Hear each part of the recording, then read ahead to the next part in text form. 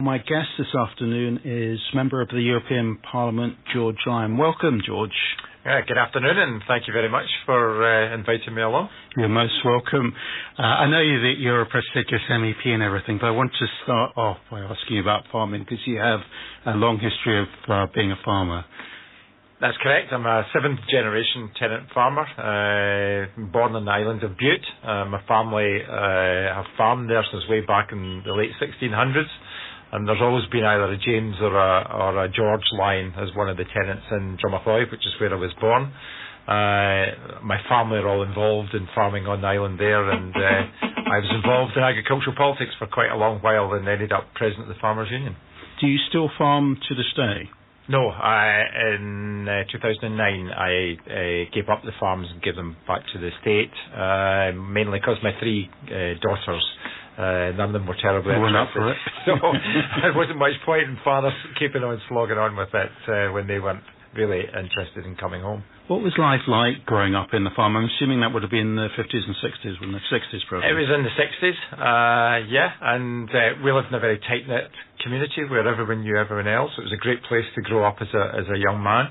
And of course agriculture at that time was a fantastic industry to be in. We were just coming out the period when there had been food rationing after the Second World War, and the big challenge was to try and grow more. And it was an exciting time to be involved in agriculture, and certainly as a young boy we got to not only play in the farm but work in the farm from a very early age as well. We were expected to go out and help milk the cows and help my mother and father on a daily basis, and when I come home from school the same was expected at night time. Now, my regular listeners will know that one day a week I actually still work on a farm despite my advancing years, and I want to ask you a question because I have kind of done the odd stint on a farm, but I don't know farmers that well, and I want to know, are all farmers as fierce as the ones on my farm? I don't know. They like all members of society, some are and some are not. My father was always pretty easygoing, and many of the farmers I know are pretty easygoing, but it's quite a hard business, so I guess it makes them sometimes quite brisk and quite abrupt in some of their dealings. I have to say they're good souls, but they definitely get to the point very quickly. Yes, and don't suffer fools gladly. Does that sound familiar? I think that is a pretty fair description, yeah. Well, I won't tell you stories of coming back with the wrong street today. But, now, you're a member of the European Parliament. I'm going to ask you some very basic questions and to explain a little bit about that, because I think a lot of people like me sort of, I watch the news and pay attention to it, but if I'm really honest and I think about it, do I really know what the European Parliament's all about? So I'm going to ask you, first of all, to explain a little bit about what it is and how it works and what its relationship is to us here in the UK.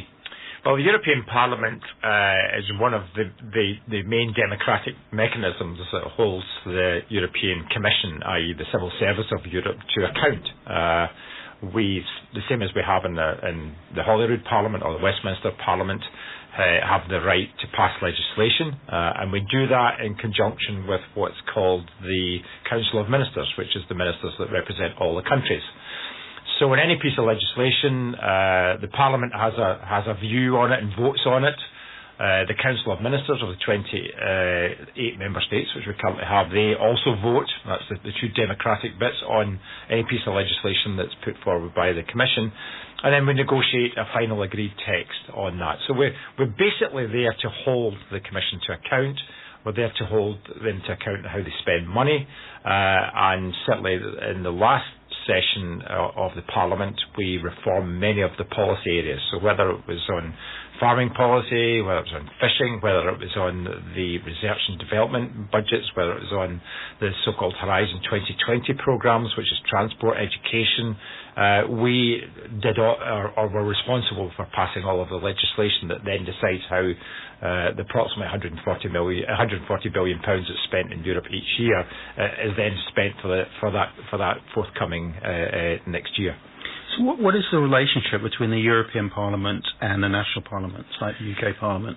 The relationship is quite a simple one, in that in the areas where we've pooled sovereignty with other countries, so that's agriculture, fishing, all of the single market issues where we try and make sure that there's the same rules apply right across Europe for anyone making goods in this country, so that when they go to export their goods, they don't have to make 28 different varieties of cars or whatever.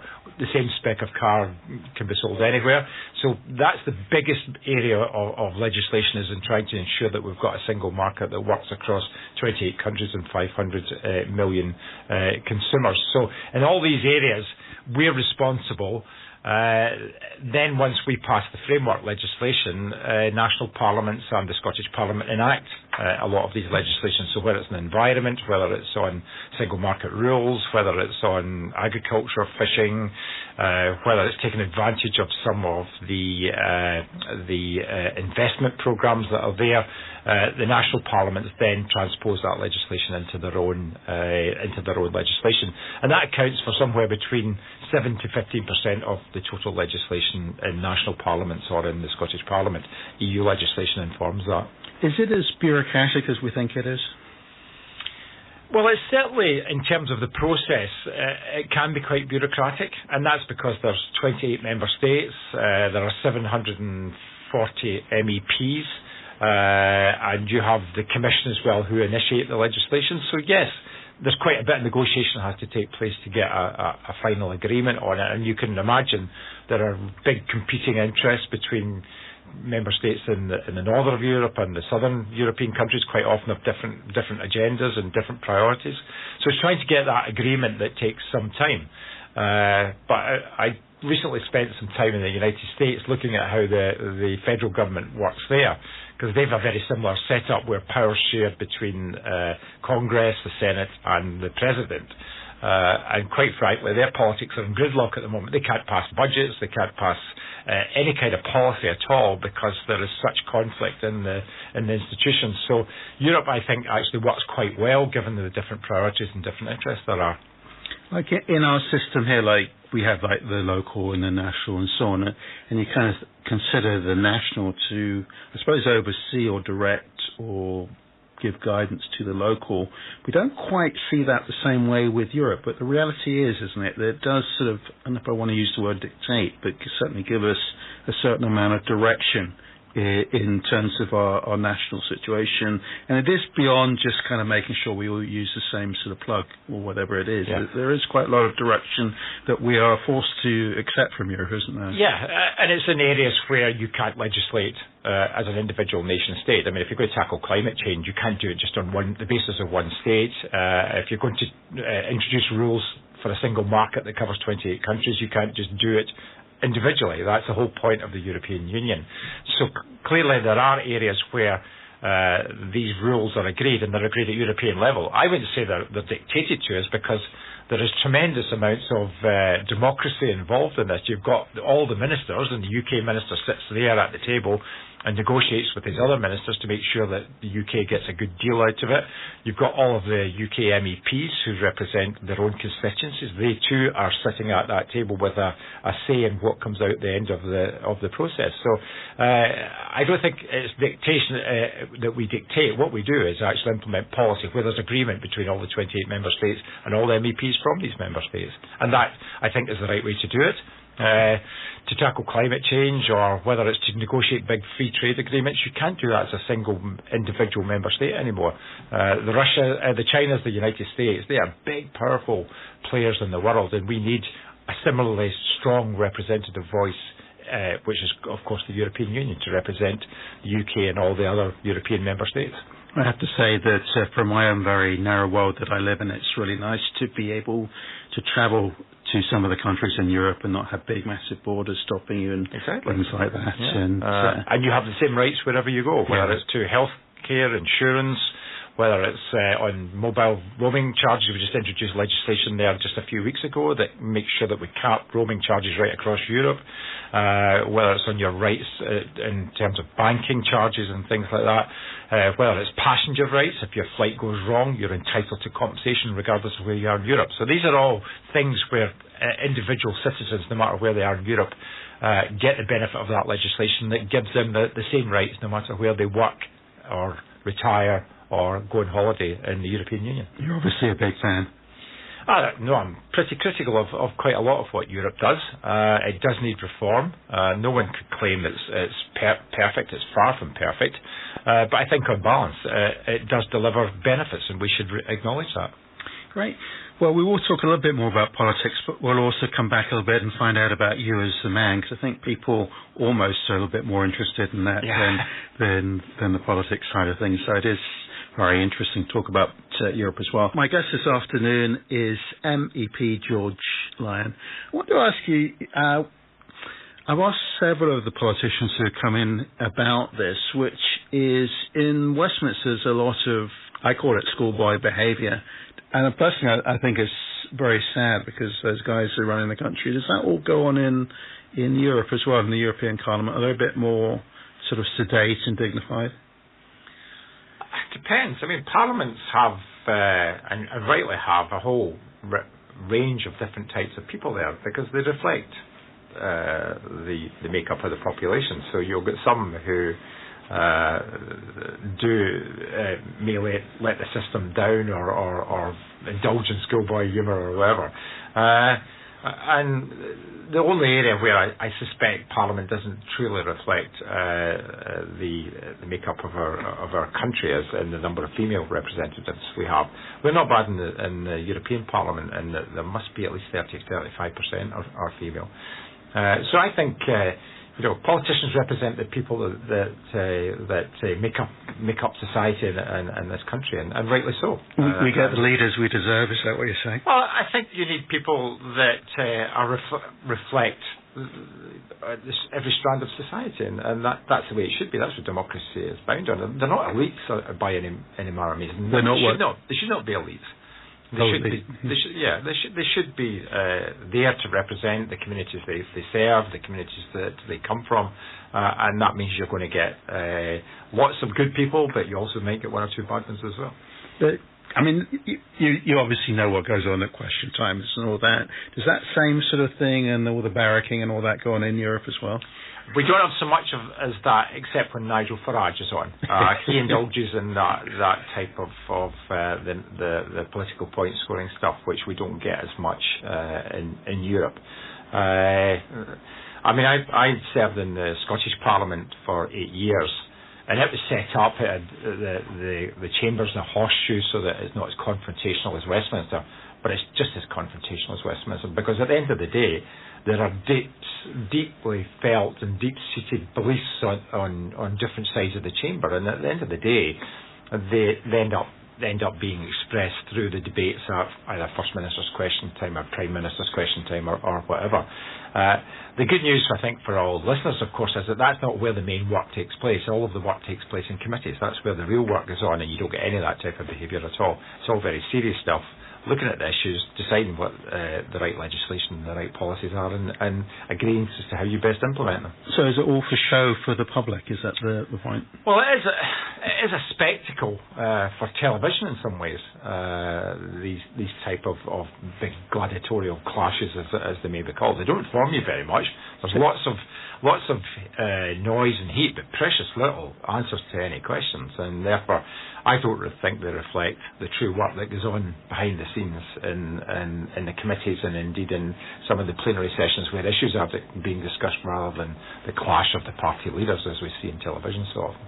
Let me ask you one more sort of awkward question on this, because you can take it. Some of the other guys who've been more local have been slightly more easygoing, but you can handle this, I can tell. If you had a big old farm, like a big massive farm, you had a number of managers running that farm, and maybe it was owned by the public, so I don't know if that's reality, but they had shares in it, and you filmed the managers of that farm having their meeting, and they had passionate beliefs. This one wants to farm beetroot, this one wants cattle, and the beetroot lobby is crossed with the cattle lobby, and there's straw everywhere, all the rest of it. And those managers were being filmed, and they knew they were being filmed, and they behaved like I'm going to say Westminster MPs. I suspect actually I do feel the Scottish Parliament is slightly more sedate, and I suspect also, maybe I'm wrong, I'm getting a wry smile from you here, but I'm going to say that possibly with the good people of Scotland and a good Scottish bloke, which is why I live here, that it's very slightly more sedate.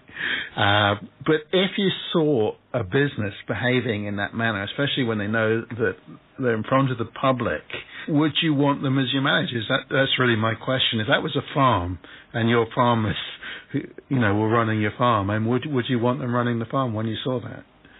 Well, I think that the answer to that question is quite simple. Politics is not a business. Politics is about representing communities, representing interests, and representing ideals and ideas. And therefore, you're not there necessarily to make AI business decisions. That's for the civil service to deliver the policy once you've agreed it. Certainly, I don't think you can possibly compare like with like. I've been in business for many years before I came into politics.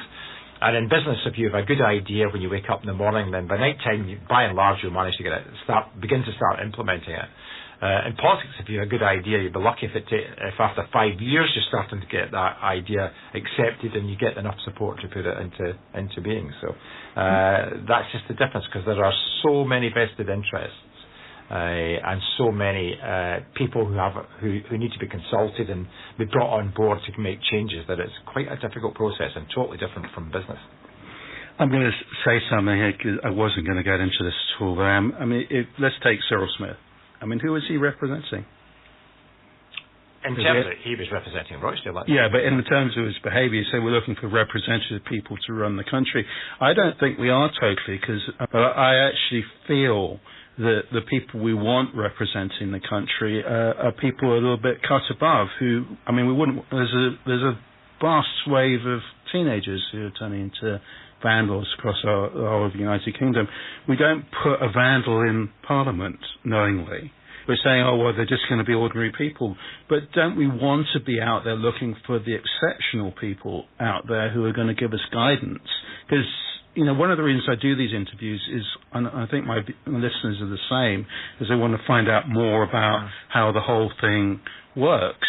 Because we don't necessarily know the day-to-day of it, and we don't know those things. But don't we want to have people who are the very best in society there, and not hurling insults at each other and shouting each other down, no matter how passionate they are? And I understand the passion, but at the end of the day, don't we actually want a little bit of common sense and business and reality in there? Well, I think the point I was trying to make, if you separate out the First Minister's questions and Prime Minister's questions from what actually really goes on a day-to-day basis, you'll find a whole lot of really hard-working, good people whose only interest is trying to make sure they get the right policies in place and implement the right decisions, whether it's on health, education, whether it's on welfare, or whatever. Their interests are to try and make sure that they get solutions that help their communities and help individuals, and that's ultimately what politics is about. And therefore, I think if you need to come away from what you probably see in television, where the confrontational stuff is, and look behind what happens in committees, and you will see a whole lot of good people there doing really sterling work, representing their constituents, representing their interests, and representing the ideals that they believe and the ideas and the policies that they think are appropriate to deliver for either Scotland or the UK. So coming back to the point you raised right at the beginning about you're going to get some bad people in there as well. Well, I'm sorry, democracy, you're always going to get some who are not 100% straight or whatever, because that's just the way politics are. It's a representative role, and sometimes people who break the law get involved in it. And we saw one or two high profile cases where MPs have actually went to prison because they over expenses and stuff, and rightly so. But generally what you find is, because their lives are under so much scrutiny, you do tend to get people who have got very high values. They're very respected because they need to be. Any transgressions at all, no matter how small, will quickly be exposed and published in a newspaper. And I don't think there's many in ordinary life who could stand the kind of intense scrutiny that elected politicians are under on a daily basis. But it's right that they are done so, because they're there to wield power, and power should not be unscrutinised and unquestioned. So where would you stand, for example, on giving prisoners the vote, which is kind of a related subject there? In terms of giving the prisoners the vote, I would certainly be utterly opposed to giving the majority of prisoners the vote. I do feel that if people who are on remand, who have not been convicted, they should at least get the vote. That would be my view. But the vast swathe of the prison population, I don't believe that they should get the right to vote. And we're going to turn to slightly lighter matters and maybe ask a few questions about the Liberal Party. And I'm going to ask the most basic question that you can about the Liberal Party, which is, what does it actually stand for?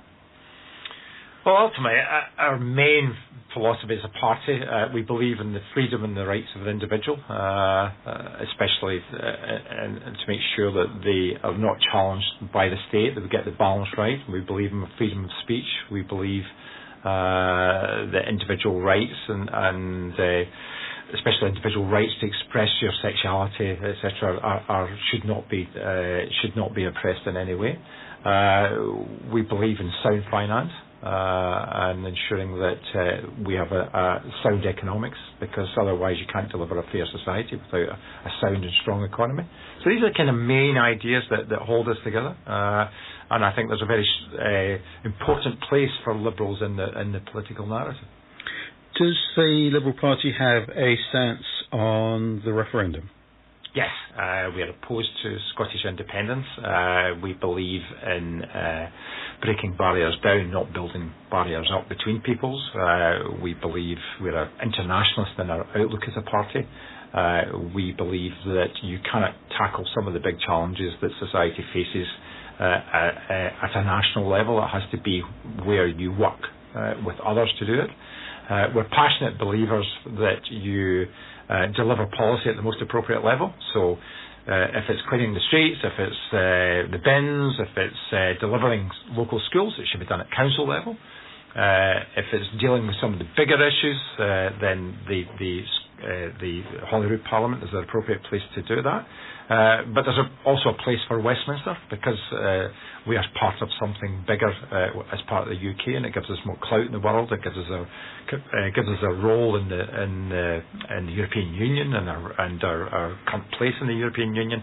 And above all, we share the risks and we share the benefits within the UK family. And I think that's something that we would not want to give up lightly.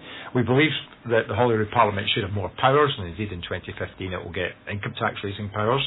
And I believe that's a significant step further. We would go probably further again and give some more power to the Holyrood Parliament and give it proper home rule. But that within a UK framework where we still enjoy the benefits of working together with the other three countries in the United Kingdom. So there must be, and not just in the Liberal Party, but in all parties, especially on this issue, there must be, for example, people in all the parties really, where the party line is one thing and what they actually feel is another thing. I won't get you to specify for yourself, but there must be things that you see slightly differently to the Liberal Party. How does a politician deal with that dilemma when the party maybe goes one way, but on a specific issue or a number of issues you just feel differently about it? Well, if you take the referendum, there's not necessarily, you can't expect everyone in the party to agree. It's such a big issue, and I've knocked doors in the last few months as lead up to the European elections. I meet SNP supporters who are not in favour of the independence. I meet Labour people who are, and there's some of our party are. So there's differences of opinion there, and the parties are not going to hold that against them. In terms of policy, at the end of the day, if you're part of a party, you need to argue your point of view. At the end of the day, there will be a vote, 'cause we're Democrats. I mean, our name, Liberal Democrats, the view is then taken by our party conference. It's not taken by some clique at the top of the party. We have an open debate at our party conference. And once that decision's taken, if you lose that vote, then you've got to accept that. And if you disagree with that, well, you do so in private and you bite your lip and get on with it. The only two areas where as a former chief whip, I can tell you the only two areas where you're allowed to disagree after the democratic process has taken place is in matters of conscience, where quite rightly you should have the right to object, or indeed if it's an important constituency matter to you and it affects your constituency, then you do get a delegation to vote somewhere else. Because without discipline, then you actually can't run a government or make any decisions whatsoever, and people don't know what you stand for. I'm going to ask you a cheeky question I shouldn't ask you now. Okay. Supposing there was no Liberal Party, would you be a Tory politician or a Labour politician? Let's put SNP and Labour together. Would you be a Tory or a Labour? I wouldn't be any of the two.